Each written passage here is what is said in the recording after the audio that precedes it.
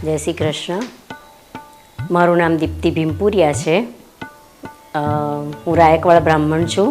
મારો કુળવૃક્ષ આઈડી 65113 છે. એકચ્યુઅલી દરેક જણે પોતાના કુળદેવી અને કુળદેવતાની જાણ હોવી જોઈએ. ઘણી વખત એવું હોય છે કે કુળદેવતા અને કુળદેવી અલગ હોય, પણ માતા પિતા જે દેવી દેવતાની પૂજા કરતા હોય એ આપણે કરે રાખીએ છીએ, બરાબર. અસલ કુળદેવી અને દેવતાની પૂજા કરતા હોતા નથી. કુળદેવી અને દેવતા આપણા ઘરના માતા પિતા છે, આપણા કુળના માતા પિતા છે, એટલે એમની પૂજા તો અવશ્ય થવી જોઈએ.